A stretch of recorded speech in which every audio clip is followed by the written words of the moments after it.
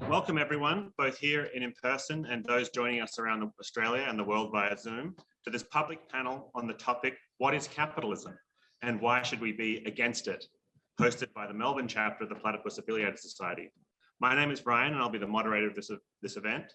This is the very first Platypus panel ever hosted in Australia, and we thank you for being our inauguration down under.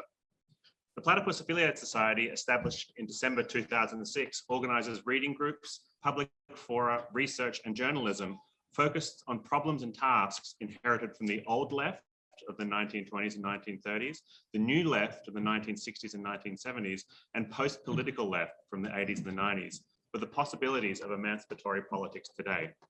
You can learn more about our activities by visiting our website, platypus1917.org, or follow us on Facebook and Instagram through @platypusmelbourne, or through our podcast titled Shit Platypus Says, which we streamed on SoundCloud. Platypus Melbourne currently hosts an online reading group, Wednesdays 9 p.m. onwards, where we go through a yearly syllabus from Rousseau to Hegel to Marx to Luxemburg to Adorno, trying to understand what Marxism was. Next semester, we'll be hosting an in-person version of this reading group on campus at the University of Melbourne, and so keep checking our social media for announcements about that. We also host regular coffee breaks, both online and here in person at the Clyde, where we try to digest and discuss what the left is saying in its various publications on the issues of the day. Platypus formed in 2006 as a reading group between students and faculty in Chicago, where the original students were heavily involved in the anti-war protests and the immigration rights demonstrations of the time. At these demonstrations, our students encountered veteran organizers from the new left generation, and these 60s and 70s radicals insisted on one thing, that the next generation of the left learn from their mistakes. The new leftists kept insisting that the same stumbling blocks and obstacles they encountered be acknowledged and overcome by the young people new to the left in the 21st century. Platypus took this atmosphere of critical self-examination as its raison d'etre, its reason for being. Today, Platypus meets a lot of young people who are disenchanted with the existing status quo, and they know something is wrong, but they're not exactly sure what is wrong, and they want to work through their thinking. They are looking for a group that encourages questioning of thought taboos on the left, that takes nothing for granted. If this description matches you, please be in touch. This is why we invite the left to campuses at our hosted events, in this spirit of learning from the past, to help students experience the present.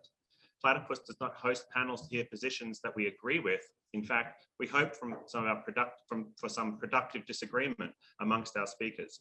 We encourage the audience to pay attention and to ask thoughtful questions. There's something to learn from a Platypus panel that is more than the sum of its parts. With this in mind, I will read the panel description that we circulated to our panelists, and then I'll introduce our speakers. The panel description for today is, what is capitalism and why should we be against it?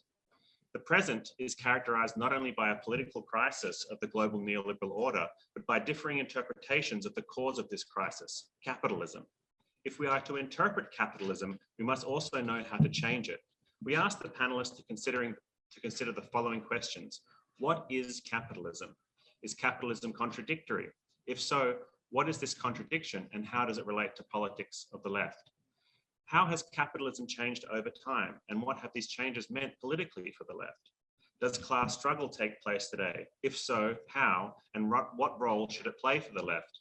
Is capitalism in crisis? If so, how, and how should the left respond? And finally, if a new era of global capitalism is emerging, how do we envisage the future of capitalism, and what are the implications of this for the left? And the speakers for today, read out in agreed upon speaking order. Rory Duffy is a writer, researcher, and critic. He is currently working on a manuscript entitled An Epoch of Possibility, the Avant-Garde in the 20th Century. He researches the literatures of political transition, rupture, and stasis. Rurik Davidson is a writer, editor, and speaker. He is a former associate editor of Overland magazine and has been involved in the left since the 1990s and has written widely on Marxist theory and describes himself as a post-Trotskyist. Arthur Dent is an unreconstructed Maoist, former member of the CPA-ML and contributor at C21stleft.com, and he was a prominent student activist at Monash during the Vietnam War years. Each of you will have 15 minutes for opening remarks. This will be followed by up to 5 minutes for responses, or I will invite panelists to ask each other questions and to express what they disagree or disagree with. I will signal to you when your time is nearing an end. After the first 2 rounds, the floor will be open to the audience for Q&A. I hope to call on only questions. If you in the audience have more of a comment, then I encourage you to work into a short piece of writing and submit it to our international open submission journal, the Platypus Review, where this transcript from this event will be published along with selected responses. We will conclude the event promptly at 4:50, where there's another booking in this room, and we follow by us moving next door for a beer and to continue the discussion. Panelists, today I am your moderator and acupuncturist. I will poke you and prod you on occasion if I think you say something interesting when the audience should hear more. And with that, I hand it over to Rory, who will begin his opening remarks. Thanks, Ryan, and thank you for having me. And thank you, comrades, for coming. Is that okay audio-wise? Can everyone hear me? Thanks. So I want to start by acknowledging that I'm speaking to you on the lands of the Wurundjeri people of the Kulin Nation. That's especially important at an event like this to make some sort of acknowledgement. When an event concerns itself with questions like the ones that we have been set, it's really important to think that the neglect of Indigenous responses to colonialism, or the consigning of them to a merely reactive role, rather than sort of a generative theoretical resource for us to build on, has been a frequent historical error of the left that we are talking about today. So I'm going to be incredibly rude and be staring down at my phone for half the time. I was going to say that just speak extempore and impress you all with my sort of lawyerly ability to cover things without notes, but as it turns out, I do have to make a few notes. And I'm sort of going to respond to those prompts that Ryan just brought out sort of sequentially, although some of them I may touch on more than others. So to start with, I think, you know, the clearest way to begin is to say that capitalism is a mode of production. It's notable that Engels correctly cites Marx's understanding of capitalism as a mode of production alongside surplus value as the critical insights that Marx has when Engels gives his famous speech at Marx's graveside. So what does it mean to say that capitalism is a mode of production? I think it identifies that within a given economic or geographic unit, a form of producing and reproducing the means of existence is in the last instance regulative of everyday life. Ironically, of course, it's capitalism itself that allows us to see this, because it's the first mode of production that we're able to generate theories of modes of production within. There's a fantastic line that the Italian Marxist literary critic Alberto Asorosa says, where he notes that the best way to understand any given system is from the perspective of its destruction. And that's what capitalism allows us to do. So what characterizes capitalism as a mode of production? We can, of course, begin with Marx's comment, where capitalism presents itself to us as an immense accumulation of commodities. But it's important to note that Marx says presents here. It appears that way to us. I think, you know, we can be just blunt and concrete and say that the way that capitalism works for us is that everything we do is mediated through money. And money in turn mediates everything else. And therefore, access to money is fundamental to the reproduction of everyday life for everyone.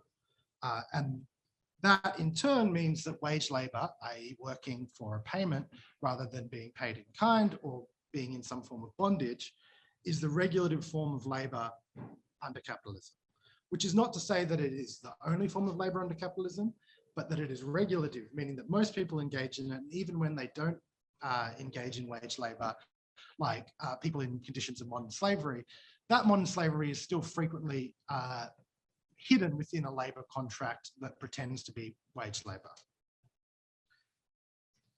So I think most people could agree with that sort of neutral description of capitalism, including people who are not revolutionaries, Marxists, or socialists of any kind. But whether capitalism is contradictory is a more complex question and a more challenging one.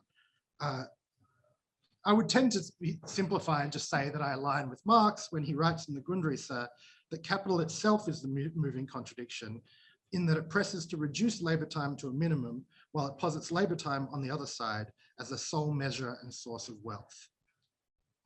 I'm going to come back and try to unpack that comment if I have a little time. Otherwise, I'll do so in the Q&A. I think all surplus producing modes of production, which is every mode of production besides a kind of, for want of a better term, a hunter-gatherer mode of production, are inherently unstable because they have a class of people, whether they be priests, capitalists, aristocrats, who rely on the labor of others to survive.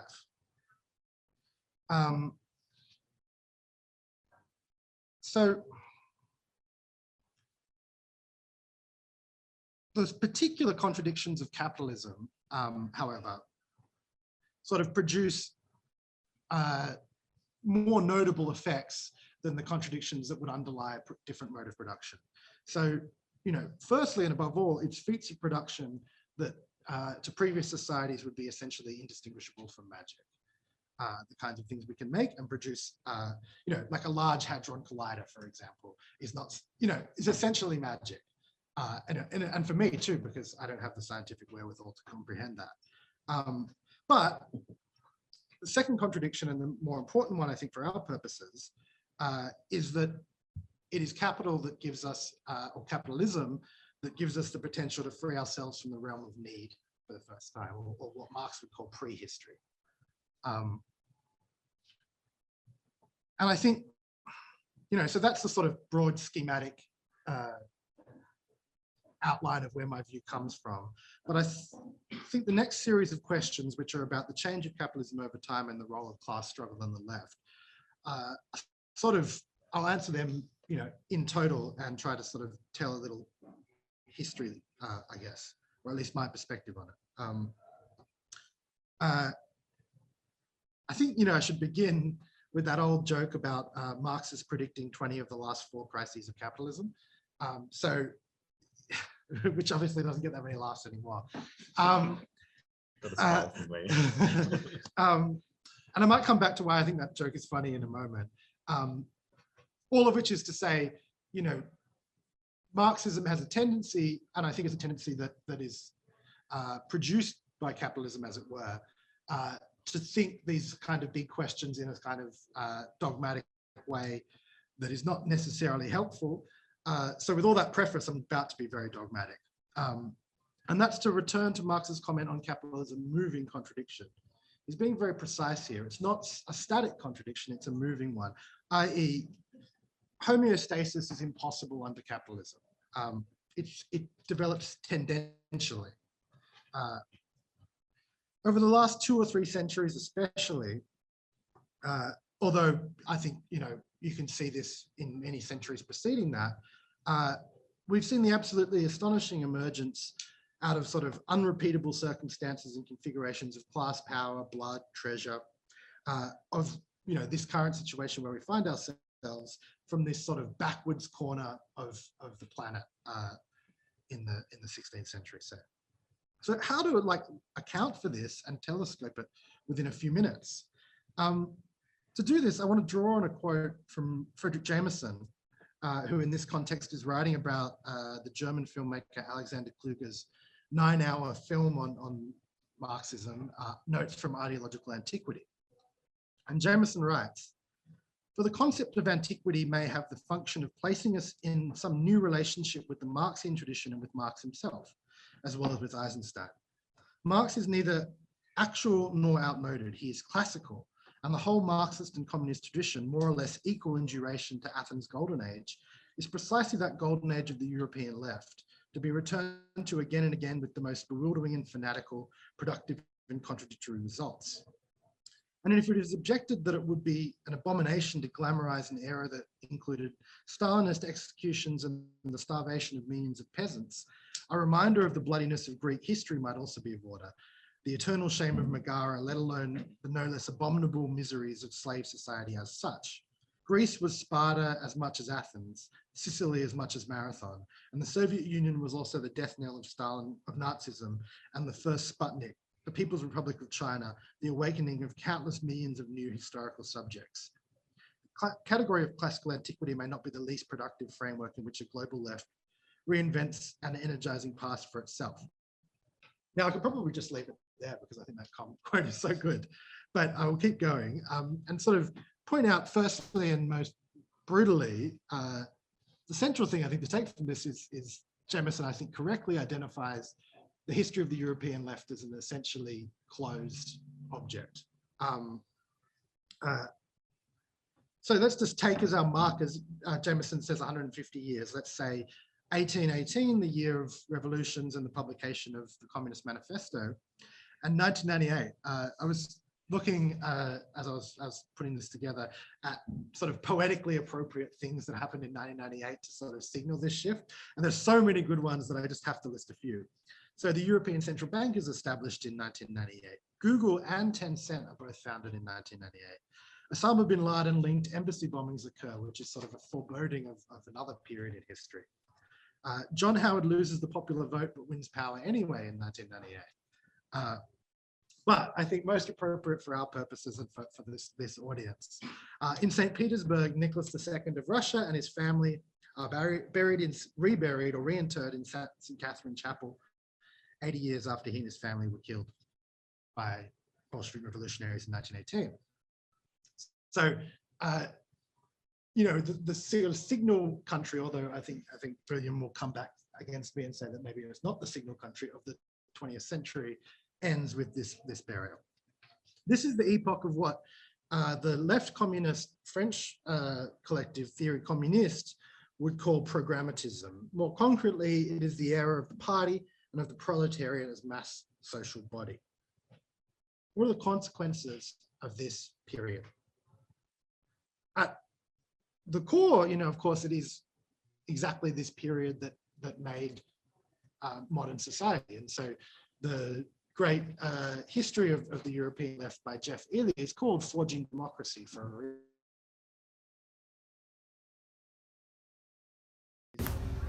Interacted with proletarian self-activity that resulted in the breakdown of this kind of mass worker subject. Because crucially, this mass subject was based on a white male wage laborer. The panel here is sort of exemplary of the problem the left had with its adherence to this kind of white male position. And in the 60s and 70s, those last traces of sort of spaces outside capital are sort of finally erased. And those spaces might be, you know, redoubts of sort of working class solidarity that have been built. They might be the last groups of sort of hunter-gatherers and so on that are subsumed into capitalist society, or peasants indeed in China, or it might even be the psyche itself, which is progressively colonized from this period onwards. So where does this leave us? In some ways, it leaves us, you know, significantly better off. I certainly wouldn't complain about living in a period with modern dentistry, for example. But it also leaves us progressively stripped of the last vestiges of pre-capitalist relations.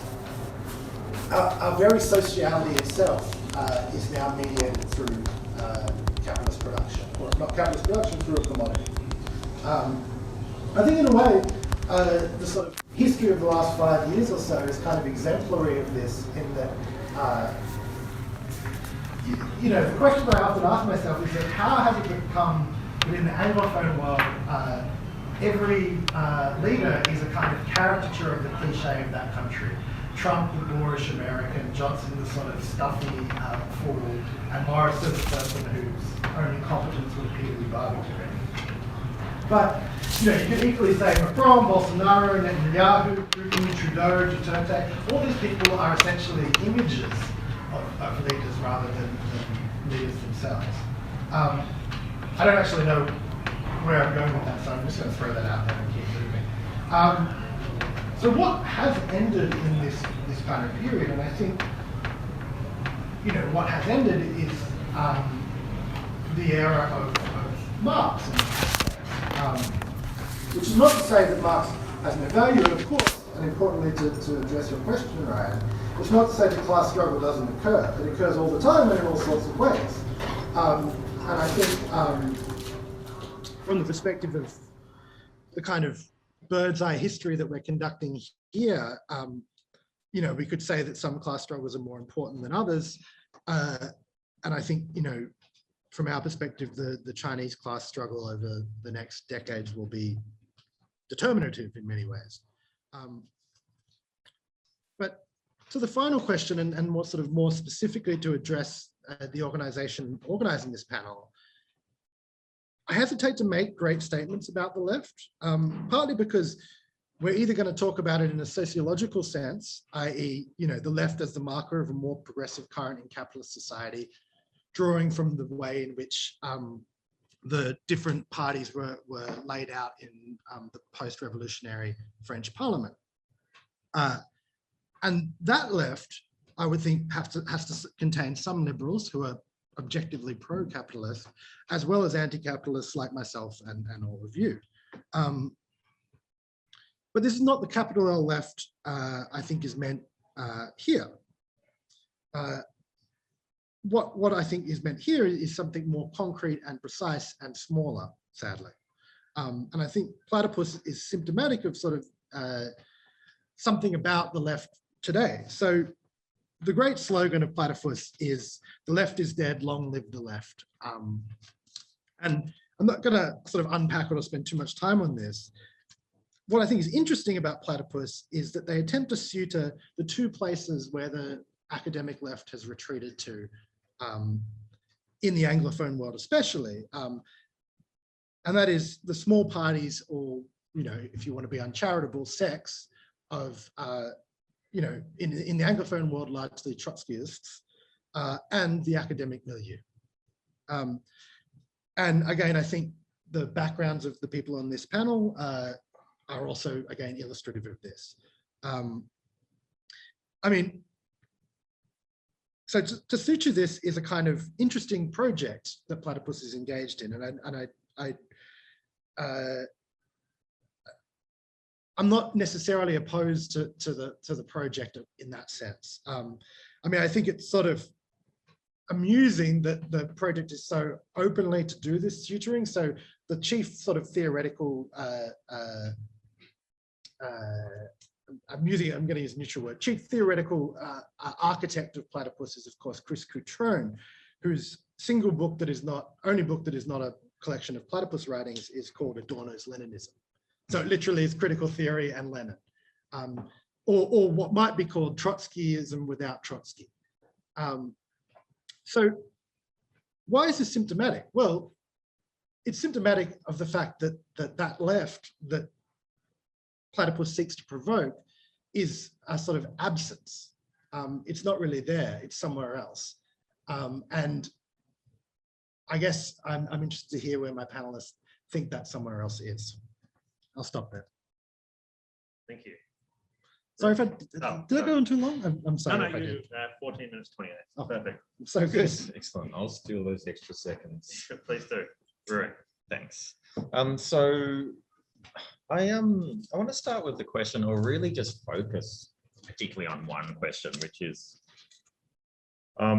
does capitalism have within itself the seeds of its own transformation or destruction? If so, what does that look like? If not, what are the consequences? And the other prompts, so I tend to address as I go through a little bit of a kind of a bit of a potted history about how the Marxist left really has considered this, particularly the more classical early tradition. I mean, one famous answer, of course, to the question is Rosa Luxemburg's answer, I think, which she may have borrowed from Engels somewhere, but which is that the future of capitalism is either socialism or barbarism. The argument for barbarism is compelling enough, I think. Although the kind of barbarism we're seeing is not the sort that she necessarily envisaged, which is that what we're seeing is what I would call something like a slow apocalypse. And in a certain sense, barbarism then is something that we are living through at the moment. The ongoing destruction of the biosphere, extraordinary concentration of wealth in the hands of the few, refugee crises, resource crises, ongoing kind of wars and so on. That seems relatively self-evident to me anyway, that this is a kind of thing which is ongoing, this sort of slow apocalypse. And at some point, it may turn into something more serious, so that the quantity may turn into quality, that you may end up actually with a major environmental crisis in which, say, water flows to huge parts of the population suddenly stop, and there's water crises and so on. So, and I think this likelihood is what makes post-apocalyptic, or at least before COVID. I'm not quite sure what exactly this is going to look like after COVID, but you know, basically post-apocalyptic fiction and movies kind of popular, right? Which is that they tend to represent something of the political unconscious of the moment. If you look like, just to take an example, if you look at someone like Alfonso Cuarón's The Children of Men, it depicts a world struck by infertility, where there are no more babies born.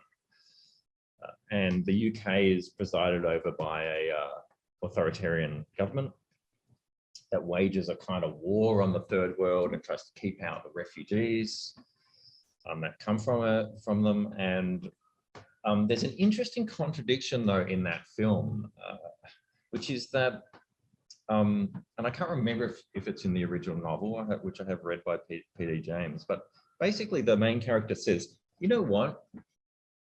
It was too late for humanity before the infertility thing happened.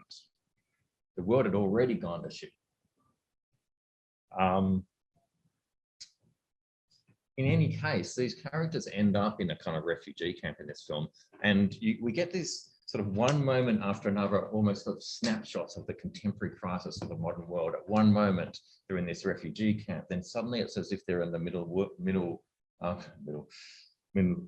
East, where there are kind of Islamic protesters marching down the street. And then the next moment, they're in a public housing kind of,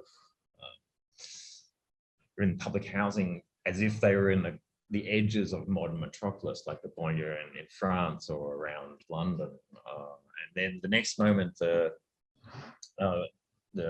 violent state sort of intervenes into the scene. And if you look at a lot of those post-apocalyptic narratives, things like that latest Mad Max movie, Fury Road, or you look at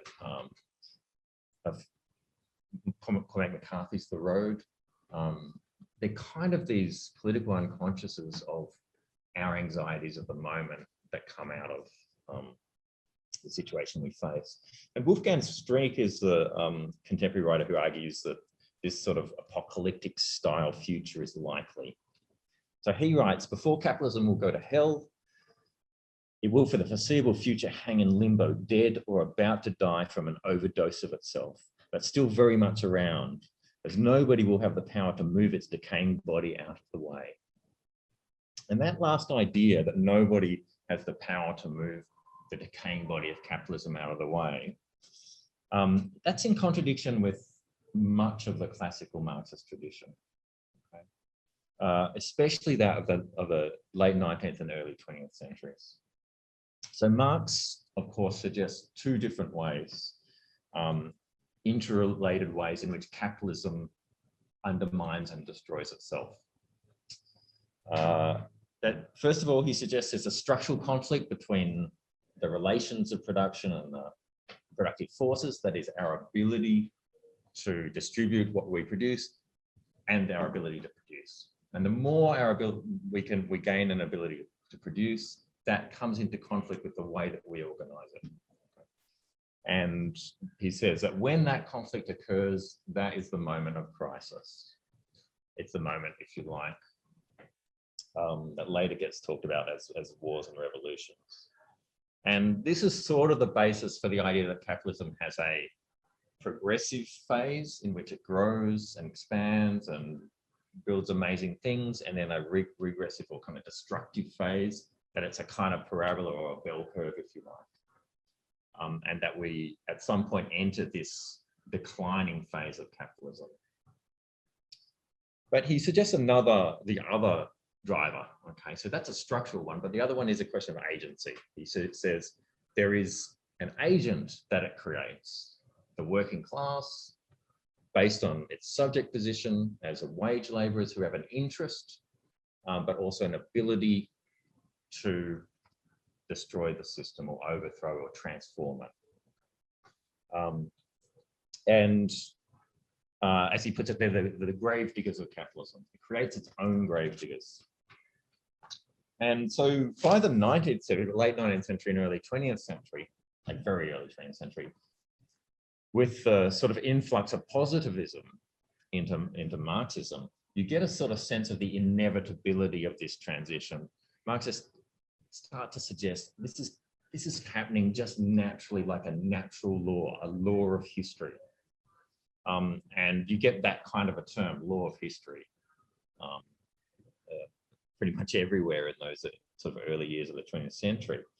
And part of the evidence they see is that there's a growth of these mass socialist parties, social democratic parties, and this kind of idea of the inevitability tends to get, it's partly shattered, not entirely, but partly shattered by World War I and the crisis that followed. And suddenly this gets thrown up as a kind of, well, we're not headed towards this inevitable growing over into socialism. Things aren't a matter of progress, and these laws of history seem to be more complicated. And the generation of that time, the Great Generation, the kind of Lenins and Rosa Luxemburgs and Trotskys and those people begin to start to think, well, this is really a question then of political strategy. We need to think about politics. And they make a lot of innovations. Lenin's great kind of tripartite scheme at this point is he develops an idea of imperialism. From this idea of imperialism and the relationship between first and like colonial worlds and the exploitation of the colonial worlds, it allows the development of bureaucracies and aristocracies, particularly within the working class. And on the basis of this, the third key term is that there's a new type of capitalist party that emerges. This type of capitalist party is what we would call social democratic or labor parties. And so this tripartite scheme is really his innovation, in my opinion. But you still get in him, and you still get in that generation, the idea that the working class is still going to rise up, and it's going to rise up with a certain kind of inevitability. Towards his last years, Lenin starts to doubt this, but basically, up until then, you can still read in a lot of his writings, the revolution's going to come, socialism's going to be here in a year, in 3 weeks, in 2 weeks in Germany, this incredible optimism about things.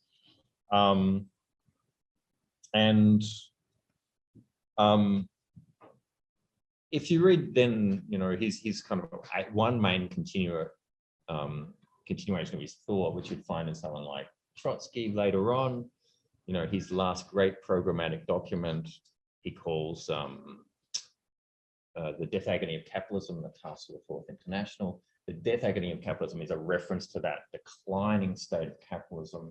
Capitalism's in crisis, it's going to throw up wars and revolutions inevitably. Okay. Because of its crisis, its tendency for crisis, and that what will occur is that the kind of population is going to rise up and it'll sweep away all these bureaucracies and the capitalist rulers and the state and so on, and lay the path for, firstly, the growth of the left and the growth of a left organization, but also this will occur something like a kind of natural law, something like a wave, something like a weather pattern. And to be fair, if you had lived between the years of 1900 to 1945, this is not implausible because you've seen 2 world wars, you've seen the rise of fascism, you've seen all these anti-colonial movements. If you lived anywhere like in Eastern Europe in those years between 900 and 1945, and you were familiar with that history, to be fair, this is not you're not necessarily predicting the long boom that's going to happen after World War II and the period of quietude and peace. But the one figure from that classical period who does try and theorize beyond those coordinates that I've sort of outlined is Antonio Gramsci. And he basically asks, well, what if these crises of capitalism don't result in the political upsurge of the working class? Or if that upsurge ends up being caught up in the labyrinths of these great complexes of capitalist society, which would include the bureaucracies for him, but also extend beyond them. So here he introduces the notion of passive revolution. And like all of Gramsci's ideas, this is an experimental idea because he's experimenting in his prison notebooks. He's not writing a book, he's thinking things out. And his idea basically runs like this. He starts with the transition from feudalism to capitalism and says, how did most societies make that transition? Why didn't they look like the French Revolution of 1789? Why, in fact, did they look like they were managed? Many of them, most of them. That is, they were passive since the popular mobilizations and upsurges were integrated into a top-down process. And he transfers that idea into his idea of this is how capitalism tends to work. It modernizes itself and incorporates or absorbs popular uprising into its own political project. That is, the capitalist organizations and parties and structures as a whole manage to transform it through its different phases and at the same time hold the mobilization or opposition in check. Okay. So, I mean, conceptually, this is a kind of development on Lenin's ideas about capitalist bureaucracies and working class aristocracies and labor parties, but it's recast in a more kind of complex social form and a more complex social theory and a different sort of theory of the state. And rather than collapse into pessimism, he sort of argues that Marxists have to develop an even more complex political strategy that since the crises themselves are not enough to radicalize people against the system, if you like. And that's to say that Gramsci is essentially arguing for a politically dominant, an idea of politics as dominant. So since those debates, those kind of classical debates, there have been variations on these themes. They're probably not developments, great developments beyond these themes, in my opinion.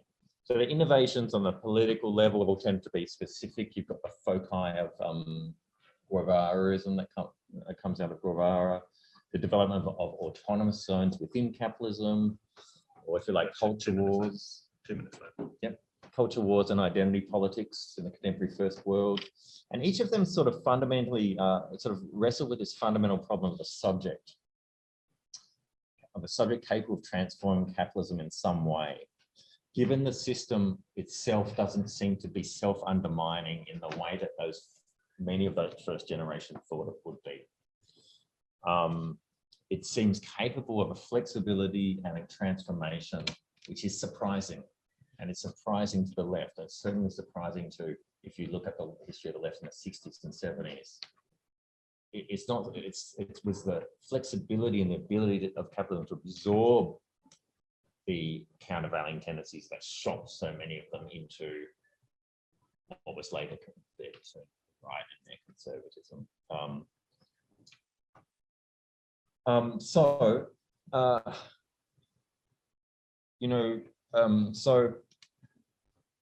in this sense, to me anyway, it seems that Gramsci, he's right in the sense that the way in which the crises that occur and the way that they're constructed and understood politically is crucially important to how they play out.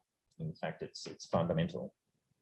And so we've seen at least two serious crises lately. The first is the 2008 global financial crisis, and then the COVID pandemic. And despite those crises, we haven't seen large upsurges in anti-capitalist tendencies, if you like. which is not to say that there aren't impulses. It's not to say that there aren't important developments. It's not to say that, say, in the US or however you want to interpret things like the Sanders phenomenon or the Corbyn phenomenon or those sorts of things in the West, or it's just to say that we haven't seen the kind of the kind of anti-capitalist movements that would have been imagined by the classical tradition. But what we have seen is quite another spate of zombie movies. Thank you, Eric. Let me open this.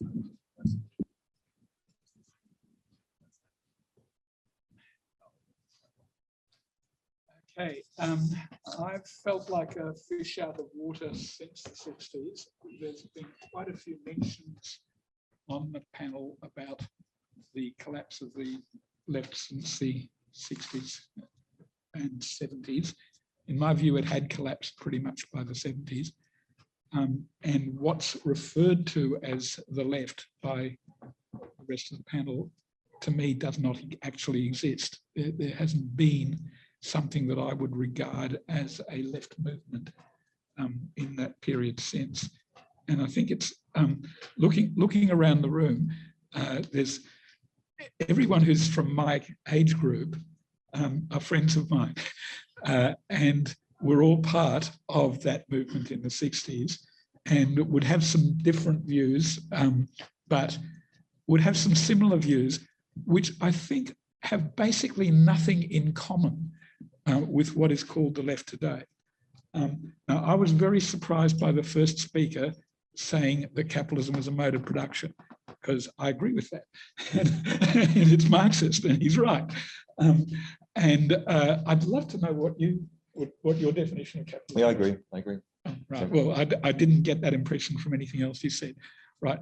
But to me, fundamentally, capitalism is the mode of production that's based on wage labour, on that it's the complete generalization of commodity exchange through money does take place when labour itself is a commodity.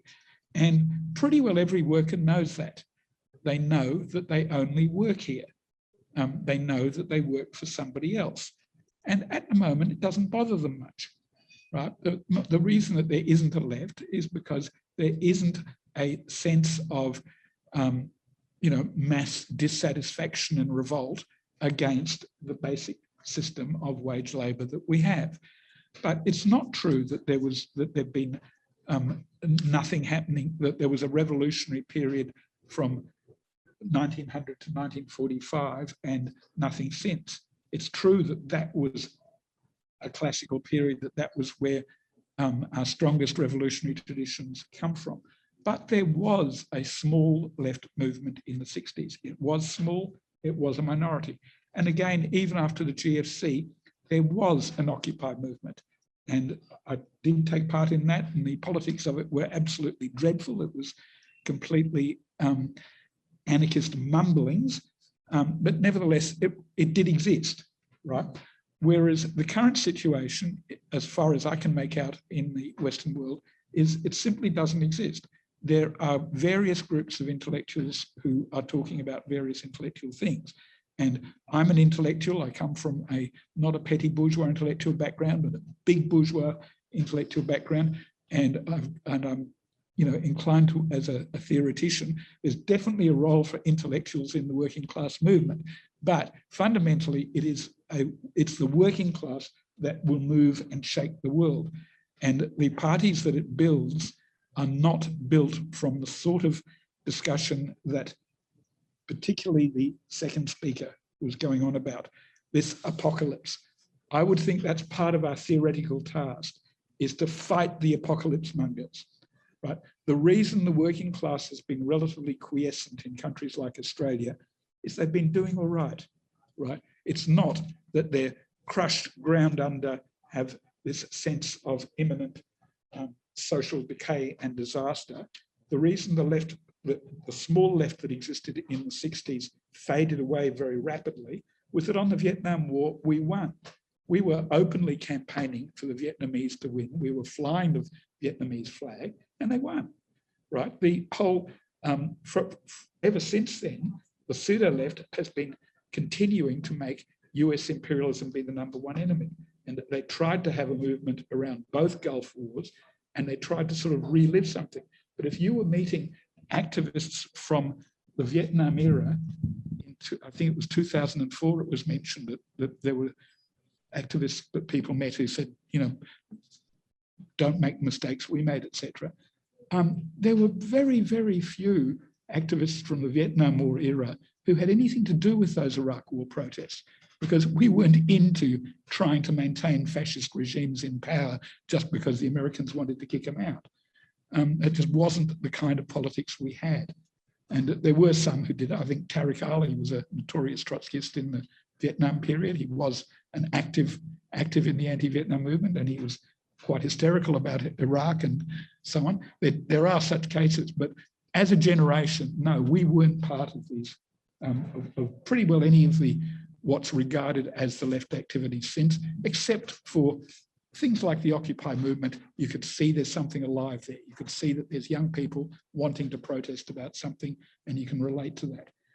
But as for what's the main function of the, like the thing I most agree with about platypus is the slogan, which has already been mentioned, that the left is dead, long live the left. That has got the right dialectical tone to it, and I congratulate them on it. But I then looked up the page, followed the link, and got to an article by Chris Catrone.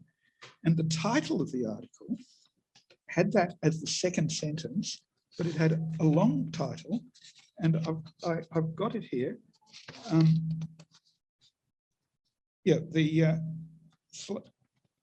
Unfortunately, the title of this article explaining that excellent slogan was preceded by vicissitudes of historical consciousness and possibilities for emancipatory social politics today. The left is dead, long live the left. Now, that language has nothing in common with the slogan. The slogan is an excellent example of a brilliant, succinct, mobilizing, thought-provoking slogan, and yet the Frankfurt School comes up with this pompous intellectual phrasemongery, which I do remember from the 60s. We had people who called themselves the New Left and were very much into Adorno, Horkheimer, and so on. And I can just vaguely remember their names. I think there was somebody called Modilewski, because we wrote jokes in our newsletter saying we would add Modilewski notes, right? Because these people there was a movement going on, and they were sitting in the cafe discussing the Frankfurt School, right? They just weren't part of the movement. So I'm not suggesting that platypus is the same, but I am suggesting get over the Frankfurt School. That's from a position of ignorance. The only ones I've actually read, well, the only one I actually read was Henrik Grossman, and he was originally a Bundist and then more of a communist than a Frankfurt School type, really. And I read him because he had an opposite view to Max Sikowski, who I'm very much in agreement with. But he made some sense. But when I look at them, they're not talking about the politics. And that came up in the last speaker's thing. Yes, the left is a political movement. It's about politics.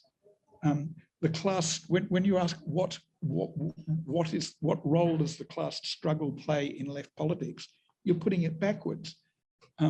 It's what role does the left play in the class struggle is we educate, agitate, and organize. And I'm speaking in that broadest sense of the left. I'm not pointing out that there's also a role for vanguard parties and tactics and leadership and so on. But the concept of a left is of a political movement that is fighting political battles with opposing classes. Now, there are some real battles that I think are coming up. My contribution will be on the theoretical front, and that's intellectualizing, if you like, but I'm particularly studying the capitalist cycle. And I would like to recommend this book to you all, that it is something that everyone should be studying. It's a book by Pavel Maksakowski called The Capitalist Cycle. And he wrote it, he was 29 years old in 1929, and he was writing in opposition to the prevailing view among the Bolsheviks that the revolution was imminent, and he was explaining the cyclic nature of capitalism and how you have a series of cycles and it's part of its process of development and change. And we need to understand that Marxian theory of the cycle, because we're very clearly heading towards one. Now, I've got to confess there that that was also my view back in 1980, that after the Red Eureka movement collapsed and we ceased to exist because we didn't want to become just another sect, I was writing then about unemployment and revolution in preparation for the coming crisis. And that was about 40 years too early. So I won't attempt to make any predictions as to how imminent it is, but there's something really weird about an economy in which you've got zero and negative interest rates. This is not and it's not just since COVID, right? It was before COVID, and it was since the great financial crisis. They didn't actually have a full crisis. They were able to postpone it, but I don't think it can be postponed forever. But what remains postponed is any understanding of economics among anything that could be plausibly connected to a left, right? Marxism was famous for the fact that Marx knew a hell of a lot more about economics than the bourgeois economists did. Whereas what passes for the left these days is famous for its abysmal ignorance of economics. So I would strongly call on the platypus study groups to study Marx's Capital and study Max Sikowski's theory of the cycle, and forget the Frankfurt School. They will contribute nothing to it, although I am speaking from ignorance. I just found them unreadable as well. And you mentioned Hegel in the course of the list of topics, and I find Hegel very difficult to read, right? But it's different from being that sense of they're making this unreadable because they've got nothing to say. My impression when trying to study Hegel is that he's got something to say and he's fucking difficult to read, right? Whereas I don't get that feeling when I attempt to look at the Frankfurt School stuff. I just get the feeling about people who talk about vicissitudes of historical consciousness and possibilities for emancipatory social politics when they want to say the left is dead, long live the left. Okay, so I've got that off my chest. Okay, so that's one of the big theoretical class struggles that's on. They are continuously going on about the ruling class has as its central line, there is no alternative. And that's correct. Nobody is currently proposing an alternative way to run a modern industrial society. The people talking about apocalypse have got no conception of what a modern industrial society is. They think they're living in some kind of nightmare, whereas most of the working class knows they're not. And the people who've got various proposals for reform, the latest I've seen from the Sanders Social Democrat sort of wing of the Democrat Party is the magic money tree. That they call it modern monetary theory, and it's some kind of theory that the only reason that things aren't being done properly is they're not printing enough money, and it's that kind of childish kind of politics that can't possibly build a movement. So okay, that was all part of one thing as to what sort of class struggle is on. The second one I already did mention was that a large part of what is mistaken for the left today are people who are into culture politics, identity politics, apocalypse, greenies, the environment, we're all doomed. That whole reactionary genre, like their politics is outright reactionary. They're not in favor of modernity and progress. Like you couldn't make a connection between even the topic of the forum today as to what is capitalism and why are we against it. What used to be a communist movement has become an anti-capitalist movement because it does unite anyone against capitalism, and that covers not only liberals and social democrats, as was explicitly mentioned, but pretty well any reactionary. You couldn't, like, here's the Communist Manifesto on capitalism. The bourgeoisie cannot exist without constantly revolutionizing the instruments of production, and thereby the relations of production, and with them the whole relations of society. Conservation of the old modes of production in unaltered form was, on the contrary, the first condition of existence for all earlier industrial classes. Constant revolutionizing of production, uninterrupted disturbance of all social conditions, everlasting uncertainty and agitation distinguish the bourgeois epoch from all earlier ones. All fixed, fast, frozen relations with their train of ancient and venerable prejudices and opinions are swept away. All new formed ones become antiquated before they can ossify. All that is solid melts into air.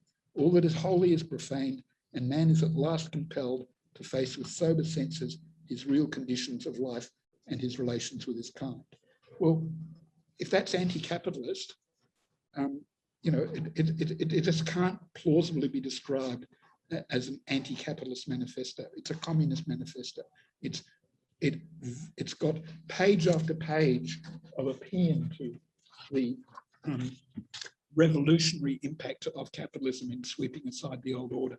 And I won't read you another page of it, but then I'll get to the last paragraph in that page or so, is the bourgeoisie during its rule of scarce 100 years has created more massive and more colossal productive forces than have all preceding generations together. Subjection of nature's forces to man, machinery, application of chemistry to industry and agriculture, steam navigation, railways, electric telegraphs, clearing of whole continents for cultivation, canalization of rivers, whole populations conjured out of the ground. What earlier century could even have a presentiment of such productive forces slumbered in the lap of social labor? And what's called the left these days is naturally and instinctively against all that, right? The people who go on about apocalypse and so on really don't want man to face with, or women to face the actual social relations that exist. They really don't like the uncertainty and agitation. They want a more stable and simpler life. And so on that note, I would like to also mention the neoliberal order was mentioned in the panel.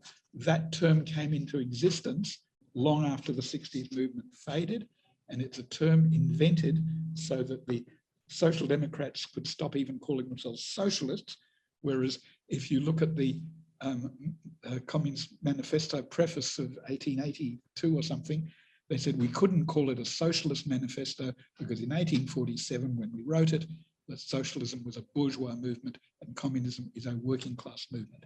And by working class, I don't mean the cloth hat like the guy's wearing. I mean everyone that works for an employer, right? Which is pretty well everyone these days. The working class is now dominant throughout the planet. In Marx's time, only England had about half the population in urban areas. Today, the whole globe is half the population is urban. The working class is larger than it's ever been. It is at a higher cultural level than it's ever been.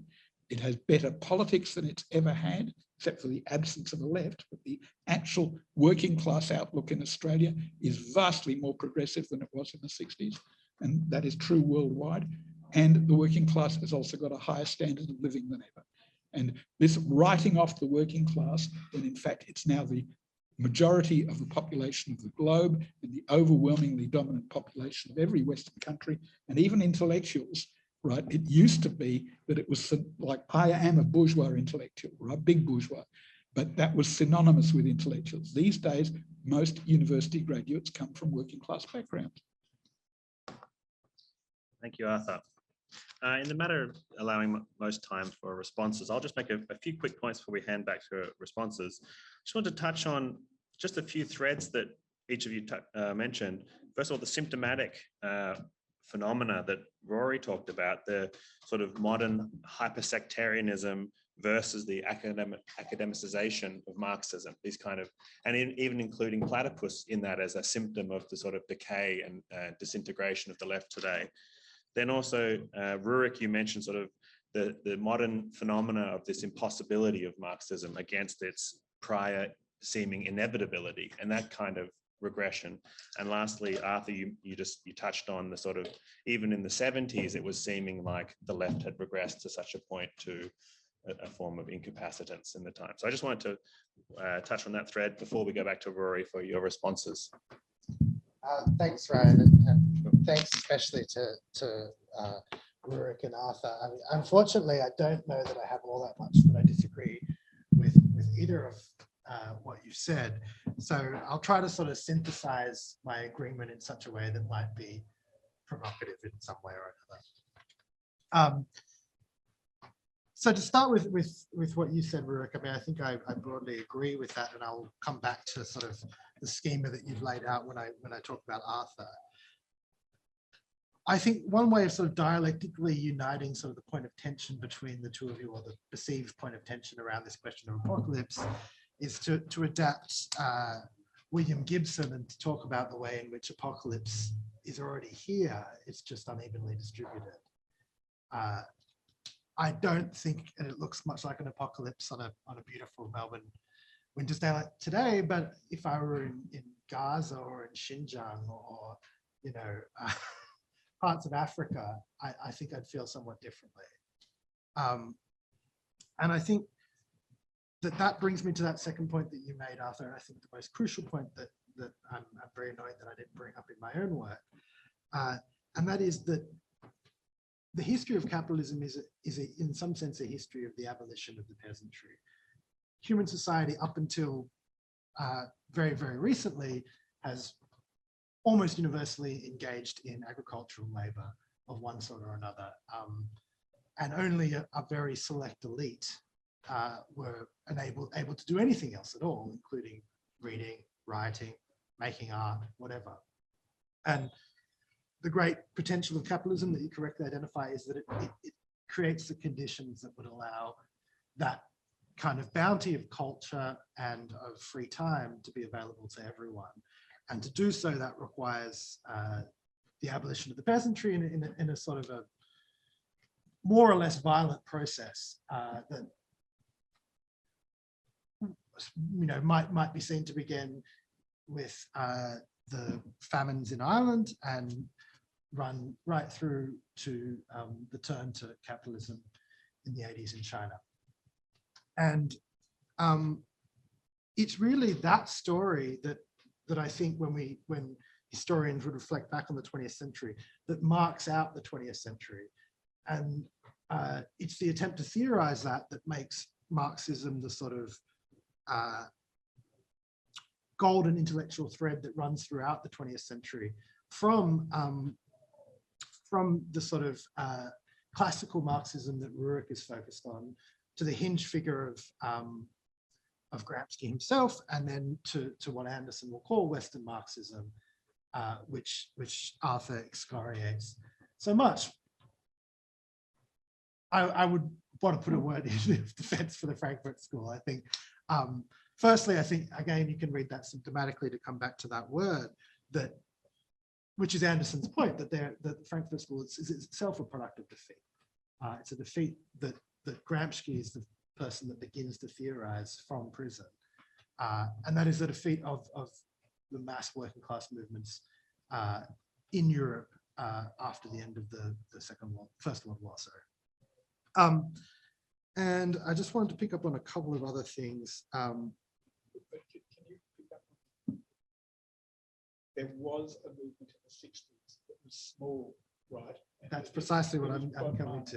It did exist. Yes, absolutely. I mean, I would argue that it would be sort of globally incorrect to say that it was small.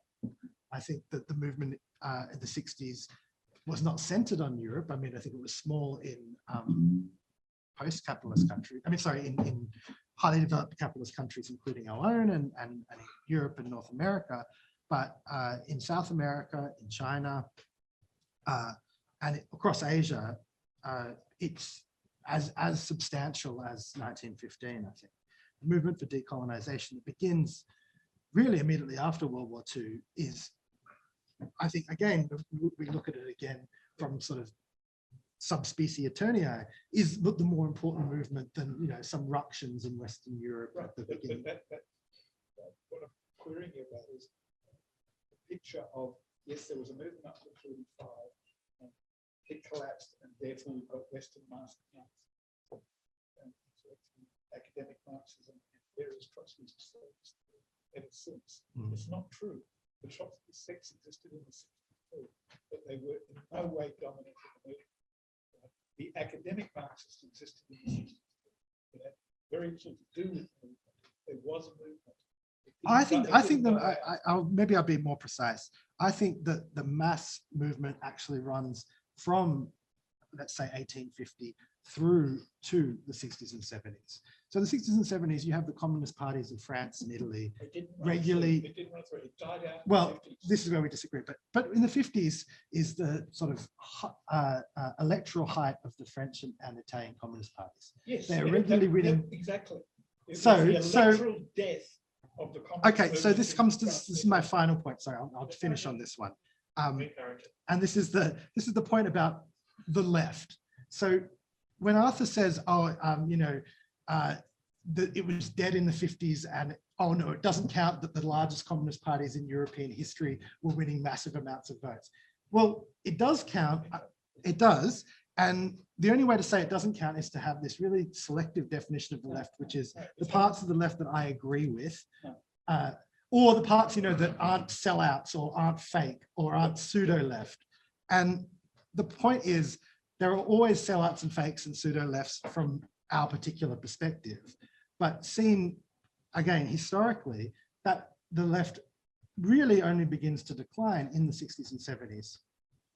It is hugely successful in the 50s and 60s, and it falls from a very high peak. That's apart from the fact that this is the same time that you have mass communist parties across East Asia, including by far the biggest communist party in the world, and the Soviet Union. So I'll stop there. I'm glad you went first there. Okay, so I just want to pick up a few things. It's correct to say that there was a mass left in the 60s and 70s, both in the West and in the Third World. Actually, I'm actually primarily a scholar of the left in the 60s and 70s. So, having said that, and so, one thing just to clarify in terms of my own comments, when I mentioned Gramsci and had discussed his idea of passive revolution, he wasn't a pessimist in the sense of that there's no way forward, or that the working class has no potential to transform capitalism. He simply concluded from this that it required a more complex and sophisticated strategy and tactics than had up until then been developed. I did want to say a few things. I think probably one of the things that we disagree with, or disagreed on, is, just the question of apocalypse. So I suggest that we're living through a slow apocalypse. Now, I suggest that because of an international perspective, that yes, we are living on a very nice, sort of sunny Melbourne day in a fairly pleasant, atmosphere, with, most of us living relatively pleasant lives. But yesterday, I think 20,000 high school students came out on strike in Melbourne. One of the most significant social movements recently has been the school strikes for climate. And these students and young people in general, they're smart, right? They understand what the future looks like for capitalism. And this is a anti-capitalist question. And if you want it to be, if you want to define what happens after capitalism as communism, that's okay, or whatever, we can debate what that would look like. But the essential fact is that, in my opinion, you cannot run a profit-driven system, capitalism, and at the same time save the environment. They're in fundamental contradiction. And that's what makes those rallies significant. And that's what makes them important. And that's what makes it important for the left to relate to. And not only to relate to, but encourage as much as possible. The self-activity of people, which will bring them to political understanding. And so Arthur's denigration of that by putting the greenies in with reactionaries is, in my opinion, a reactionary stance. that is to divide this question from the question of the is wrong. I'm sorry if I'm misrepresenting you. Right, because I certainly don't want to misrepresent you. Perfectly accurate. Great. Right, we're on the same page. And he's right. He's right that, I mean, probably you're right that in sort of what I said, just because of time and what I said was very schematic. And it is true that, of course, there was the Occupy movement. I was down there as part of the Occupy movement as well after the GFC, and there've been a series of resistances. But the question for me that I wanted to pose for you guys was, how is it these things get absorbed and integrated so easily, so quickly, or marginalized so quickly? How is it that we end up so weak, that we've ended up so weak when, okay, capitalism is super strong? That was part of the answer I wanted to put forward, that people got surprised. But the second thing is that I guess I wanted to point towards someone who I think is useful to understand it, some Gramsci's notions of passive revolution, but also this kind of strategic thought, the need for a more sophisticated concept. Check out this issue. You started it now. Rosa was quoted.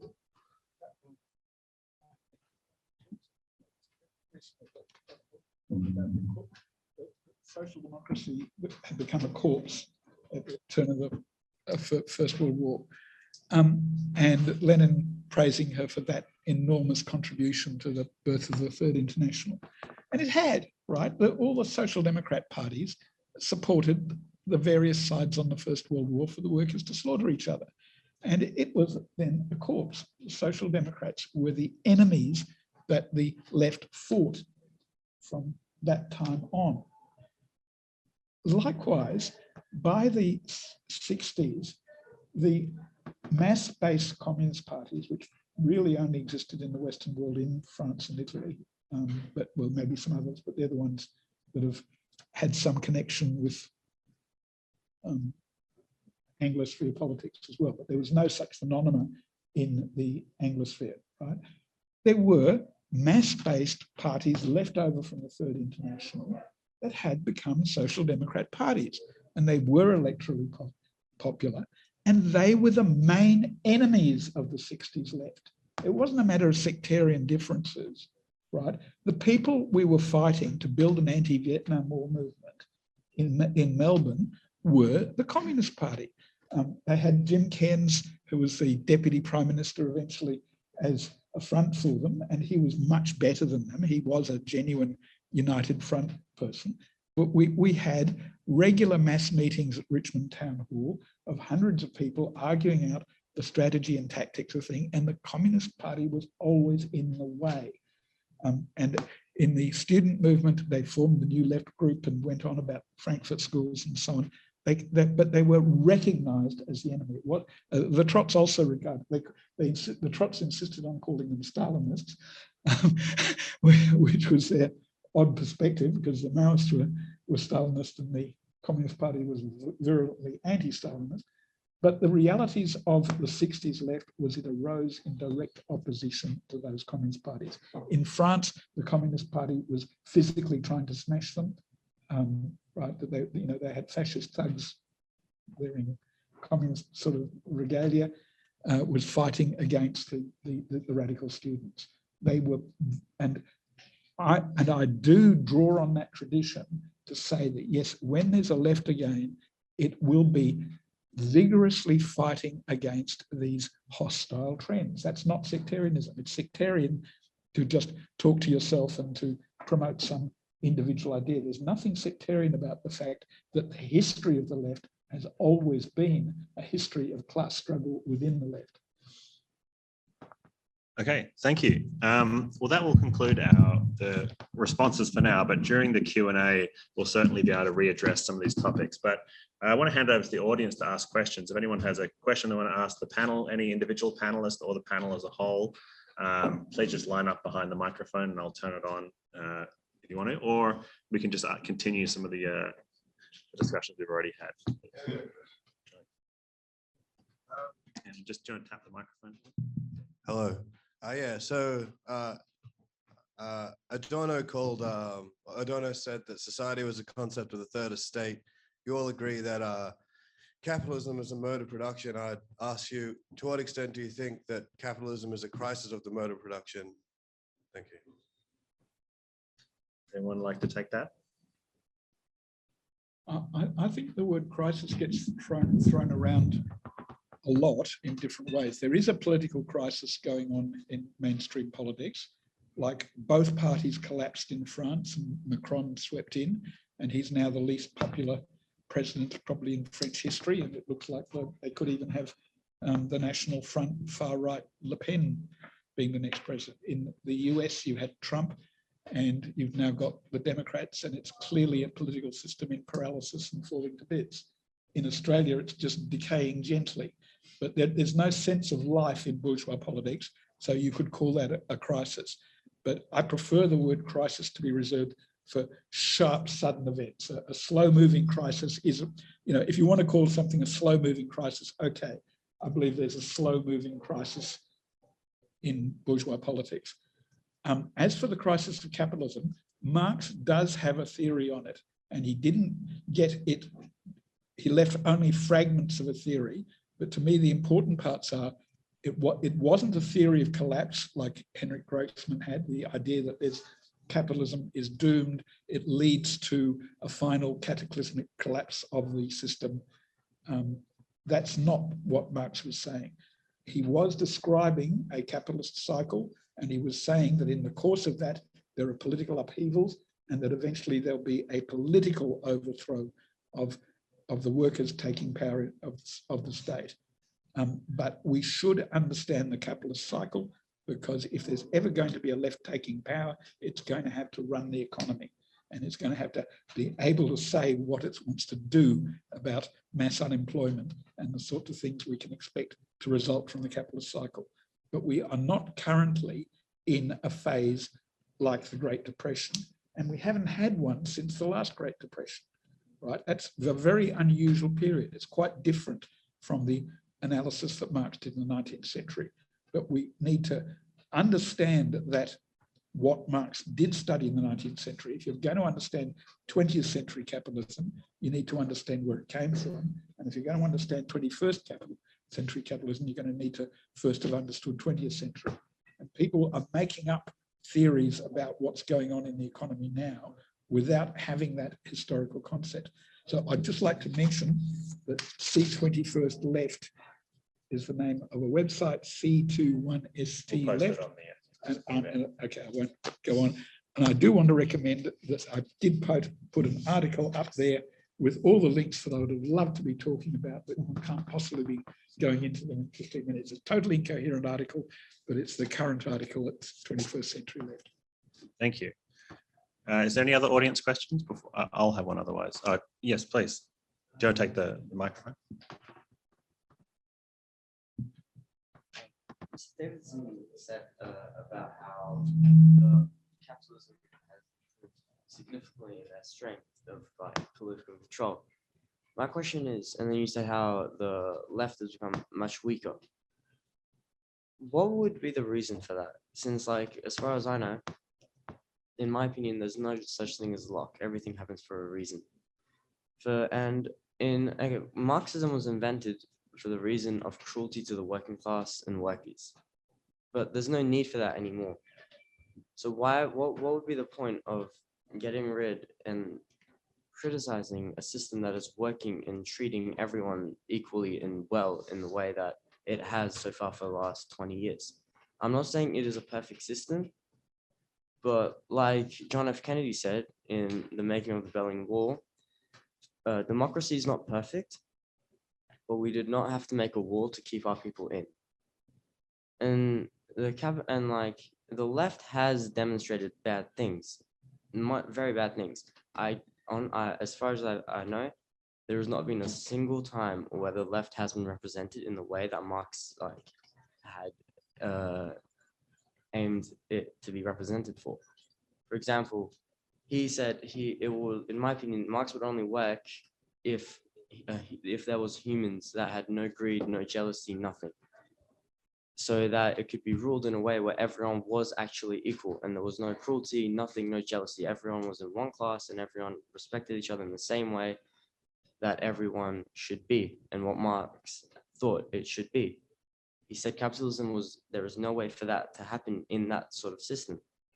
But right now, in this very moment, everyone is equal, as far as we know, because you're not going to get jumped in the street for being black. There's no such thing as that. You're not going to get evicted from your house because you are a communist. No one judges you by what you believe in or what you are and where you came from. So what is the purpose of the left in this day and age? And why are we criticizing a system that's already treating us well? And how would communism continue this cycle without getting destroyed? Thank you. Rick, do you want to? Sure. I guess, I mean, the first thing I'd just say to you is, I would be asking you, what are some issues that, would concern you in your life or concern you about the world? And I ask you, what are some, I'd just like you to look around and see, are there some injustices in the world? Are there some things which are unfair? And to think, I guess, not just about Australia, but to think about other places in the world, because we are in a lot of ways a relatively privileged society where we have a relative, you're right, relative amount of freedom and a relative amount of wealth and so on. However, a lot of our wealth and so on, if I were to ask you, I would say to you, where are your clothes made? All right? Where are your shoes made? Who made them? Where does your food get made? Where does it come from? And if we begin to trace back, I'm just going to make a guess that your t-shirt, okay, is probably made in India or Cambodia or China. And if we followed it down, we followed it back, who made the thread? Who made the, how did it get transported here? And if we follow back those things, and it's not just, it's true of all of us, right? It's not just your t-shirt. That if it's made in Cambodia, it's made by somebody. I've got friends in Cambodia. I visited there a number of times, or in Indonesia, I've traveled amongst the Indonesian factory workers who made pots and pans. And when I did that, one of them said, "Oh, he was doing something, and I couldn't work out what was wrong with his hands because he was moving something around." And I said, "What's going on with your hands?" I realized that not one of his fingers was whole anymore, because in the factory that he worked in, there were the dangers, like there wasn't protective equipment, and all his fingers had been chopped off at different points when he was making pots and pans that were ending up in Australia. So we're part of this system, and we have a kind of privilege, but I would say to you that we kind of benefit from the exploitation of other people, and that is unfair, and that it's okay. Many people in the world are prepared to look us away from that and to not care about that. It's something I care about. I'd also say, what do you want for your life? Do you ever want to grow up? Do you ever want to have a family? Do you ever want to have kids? What kind of world are they going to grow up in? Do you want them to grow up in a world where there is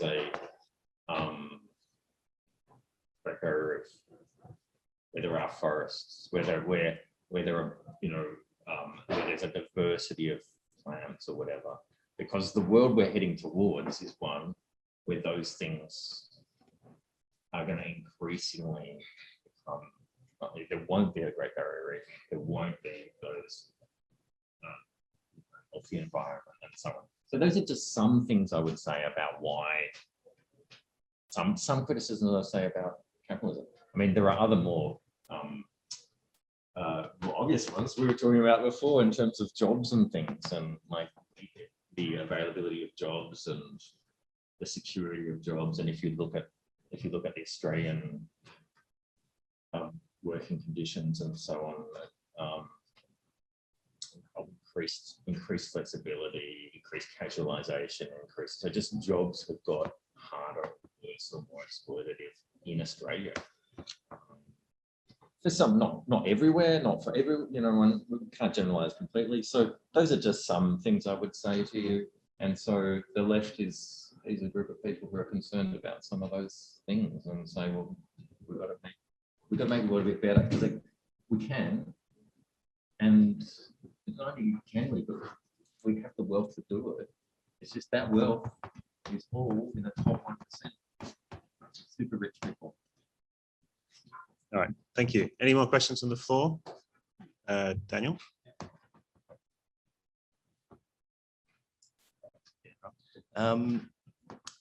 So why did Marxism fail in the 20th century?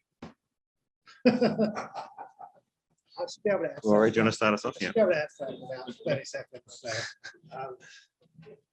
it didn't. Marxism describes a set of practices as well as an intellectual tradition. So a set of organizational practices that would stretch from sort of the lineage of social democratic organizational practices through to more experimental forms of organizational practice that are pioneered, in autonomia or indeed sectarian organizational practices like the Red Brigades. As well as that, it is an intellectual tradition that, essentially forms the central structure of at least European thought and increasingly global thought over the past 150 years. So whether or not someone is a Marxist, they come to the point where they're responding to Marx or to Marx adjacent people, regardless of what they're talking about. Whether they're talking about the most sort of abstruse philosophy or the most technical economics. And then finally, so it's a set of organizational practices, it's an intellectual tradition, and it's the name for a set of political regimes that no longer exist. Well, except, I should say, for supervening the most significant and important country in the 21st century, or what will be the most significant and important country in the 21st century. So I'm just going to say, actually, instead of, I'll let these guys finish, I'll just say, when you have China being officially Maoist, it seems crazy to talk about the defeat of Maoism, the defeat of Marxism. Be fair. Do you want to respond to the question? Yeah, I'd like to respond to both the questions. On the failure of Marxism, yes, it clearly did disappear, and one feature of that is that there's hardly it. Like I was a hard left socialist when I was 14, and I was an apparatchik in the Labor Party. I was on the Young Labour Association executive and things. And there was some residual memory of Marxism. I think I would have read Socialism, Utopian and Scientific before I became a communist, right? That it was still circulating in labour movement circles. That short pamphlet, it's only about 40 or 50 pages, is the only popular summary of what that Marxist world outlook is about. It's not the Communist Manifesto, it's certainly not Capital. Socialism, Utopian and Scientific by Engels with 3 chapters from a longer book that's not as relevant. But it gave you the essence of what the Marxist position was. And pretty well anyone that became an activist in either the Second International or the Third International read it and had some idea of the concept in it.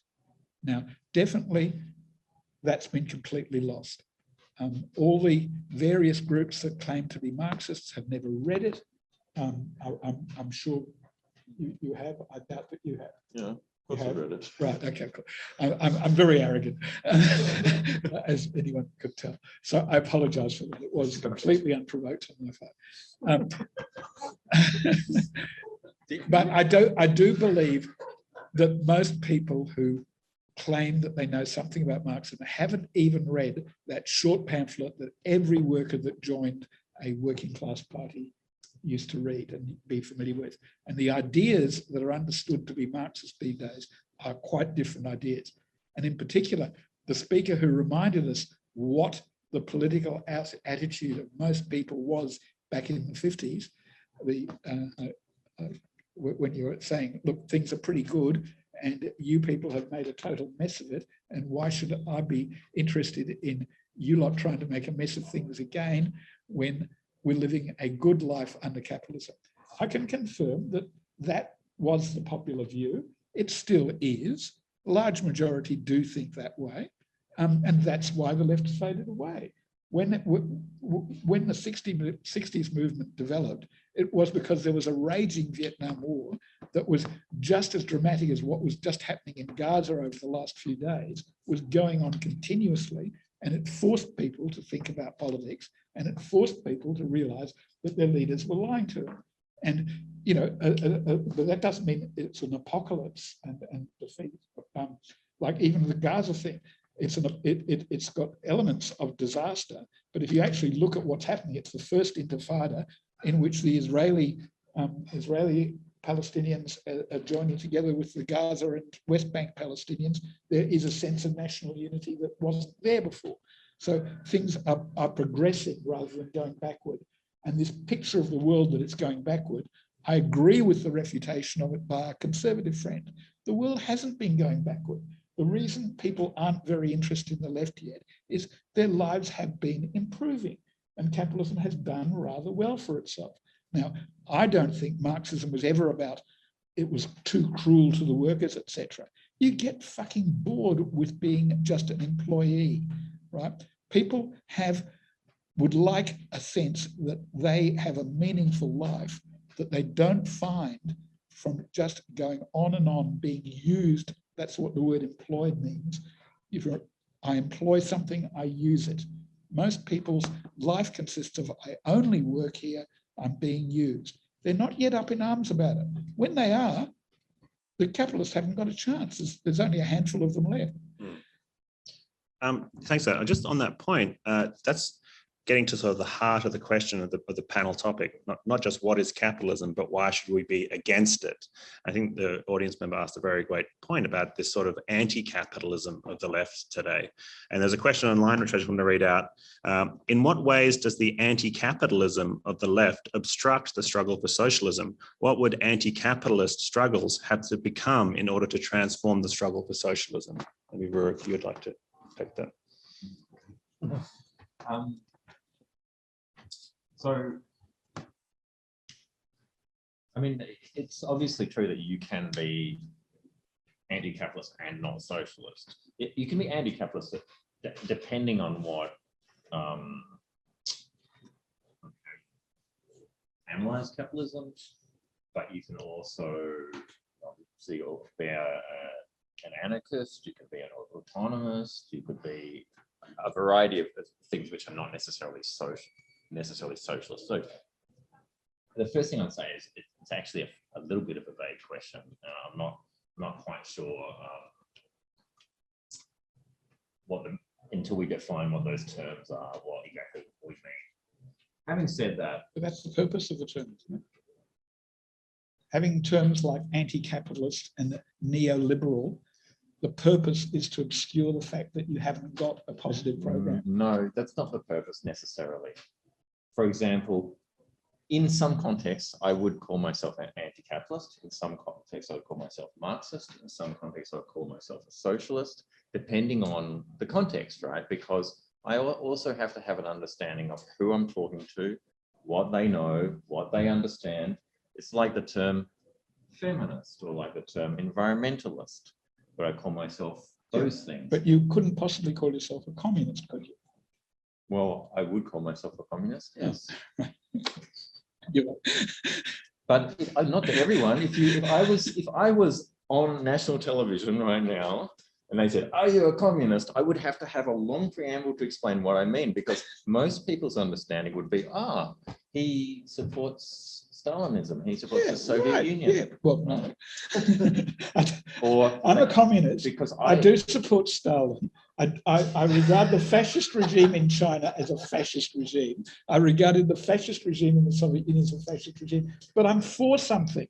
I'm for the communist movement. But so you'd have to explain on TV that you're pro-Stalin but anti-Soviet Union. Yeah, it's not a very difficult concept when Khrushchev gets up there and says he's a mass Who's murderer. Khrushchev? That's the first question you get. Yeah, well, you're right. Right. So the problem I would have is, and I want to get back to the question from online because to be respectful. So basically, what I would say is all anti-capitalist struggles give us the opportunity to explain what it is that we're against and what it is that we're for. And so in that sense, I would say what's most important is to get people involved and active and organized and not just passive recipients of ideas, but they're self-generators of their own ideas, finding out for themselves what they believe in dialogue with us. And because we're all learning and should all continue to learn. I mean, it's not like we may be sitting here on a panel, but it would be the height of arrogance to think that we understand everything or we know everything. So I would say that the thing about our anti-capitalist struggles is that they give us an opportunity to discuss. Now, I have a particular perspective in an anti-capitalist struggle. I would say, great, I'm against capitalism, you're against capitalism. Let's talk about what that means. For me, that means transforming this particular mode of production into a mode of production which serves humans and the environment. That is, puts them first, human needs, the environment first, before the needs of corporations, before the needs of profit, before those things that capitalism puts first. So I would hope to take that anti-capitalist movement in a direction of what we could call socialist, what we could call, if we wanted to, amongst the streams, a select group of people, communist. Well, you know, but we'd have to explain what that meant. Yes, please. Something to that. I think, you know, that's a really interesting question. And I think there's a way to sort of, well, I mean, not to play a sort of the role of dialectical resolver between Rurik and Arthur here, but you know, one of the ways in which you might accept the sort of Arthurian, as it were, legend of anti-capitalism, the critique that anti-capitalism is too general and too negative, is, you know, there are other anti-capitalists besides the ones you've listed there, Rurik. There are sort of Catholic neo-reactionaries, for example. There is a whole series of right-wing movements that precisely oppose the progressive elements of capitalism that Arthur talked about, and that the left, at least, you know, the vast majority of the left wishes to preserve, you know, primitivist society. And, you know, there, at least, you know, on Twitter and online, there is a certain overlap between certain types of reactionary anti-capitalism and forms of left-wing anti-capitalism that I think is probably not helpful, and probably could do with more clarity around questions of what we are for. But I think, you know, it's fine to talk about anti-capitalism. It's just a term, and talking about communism, and I would always describe myself as a communist. And when I do, the question that the response you get is, what does that mean? Or so you believe in like authoritarian, totalitarian government. I mean, neither of those things is necessarily a productive way to continue the conversation, which is exactly why I say it, because I hate talking about that. But I mean, I guess I don't think it's a huge problem to answer the question. Okay.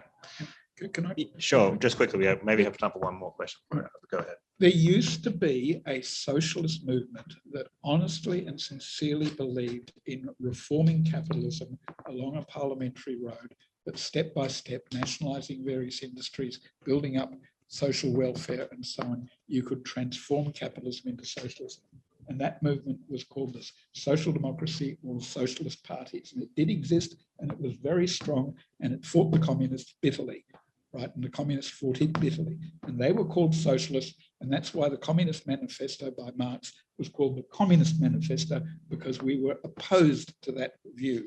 And it's classically that that movement itself became so bankrupt, it was so self-evident that you could not gradually and peacefully transform capitalism into socialism, that people got embarrassed about even calling themselves socialists anymore. So they just said, we're anti-capitalist.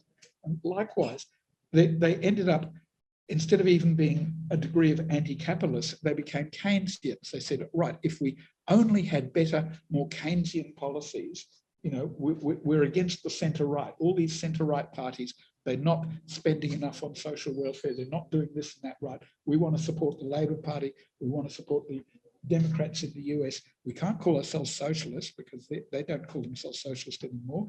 What do we call ourselves? Oh, we're against neoliberalism. They're against neoliberalism. We're against neoliberalism. We're now a broader movement, right? But you're not for anything. You're not actually, that there isn't a left that is saying, we want to take power and change the world. That's not the position of the pseudo-left that exists now. Its position is, we would like to appeal to everybody and say, if you've got anything that you're uncomfortable about, please join us and come to our very, very boring meetings. Thanks. We have time for one more question. If there's anyone in the room, yes, please. Just a quick, if you just as quick as possible, because we only have 5 minutes. It's just for everyone. You guys touched upon how capitalism is a mode of production and is based around developing itself over time. I was wondering if this development is it necessary for society, and whether capitalism will reach its highest form of development, like you said, the turning point, or will it keep developing into infinity? Anyone like to take that one? I'd like to recommend Socialism, Utopian and Scientific, right? Is it chapter 3 on historical materialism? It's a very short pamphlet, and it gives you this very clear explanation of exactly what you're asking about, which you can't do in one sentence. But yes, you're dead right, it's developing. And Marx's argument wasn't, oh, and it's being cruel to the workers. It was, it's developing in an inevitable direction, which will end up with the workers taking power. But the people who only work here, as capitalism develops, as it becomes a more and more productive system, it becomes more and more natural that the working class will take power. Anyone else want to close on comments just for that question? I sort of talked a bit about mode of production, but I think it's I mean, so yes, it's constantly developing, and I agree with that. I think at the same time that probably it's running up against its limits into the biosphere. One of the things about capitalism, it tends to need to continue to grow. That is roughly 3% a year of growth. If you think about how long is that sustainable in our lifetime, maybe you find, but at some point it's going to hit some kind of a limit. So that's just one thing that I would say. I didn't really get the chance to answer Daniel's question about why Marxism failed, and I won't go on. You have 2 minutes if you want to. I'll leave it for the beer later, maybe. But I respect Arthur's belief in the beginning was the word, but in Anfang der Tat. In the beginning was the word. In the beginning was the deed. I think you might have been saying the word, which that was important. That was the Torah said the word. Mephistopheles says the deed. But I find that to be. I just find that doctrinaire. Really, I find the obsession with words, an obsession with I find that to be really an obsession with doctrines and manuscripts. And I don't think that's something which we should cleave too closely to. I think that the content is more important. That is what is, rather than the actual form that you're using. And that's why, for example, in different contexts, I would use different words. So. All right, I'll be as quick as possible. Just to quickly answer your question, one of the interesting things about capitalism is the way in which its sort of center of accumulation has moved to larger and larger geographic and economic units. So you start with the city-states of Italy and then move to the Netherlands and then to England and then to the United States and finally to China. There is no other China. There is no other state of comparable size and comparable sort of dynamism that can come after China. So like Baruch said, it might not happen in our lifetime. I don't think it will, but there will be a point where there's no peasantry left to draw from. And this is where that movie Contradiction I mentioned at the beginning comes into play. Capital needs labor, but constantly discards it like trash. And that can't go on forever. Okay, with that, we wrap up our event. Let's thank the panelists for coming. Before we wrap up, I just want to shout out to the Clyde for hosting us. Let's make sure we go buy plenty of their products after this. On the table over here, there's a list of sort of historical versions of the Platypus publication. They're called the Platypus Review. Feel free to take any of them if you want. They're from the last 4 or 5 years. We are planning 2 future panels to hold over the winter. One is going to be on what is the Party for Socialism, and the next panel is going to be on the Australian Labor Party and the left. So keep following us on Facebook and Instagram, or listen to Shit Platypus Says, our podcast, to hear about those events. And let's give the panelists one more round of applause.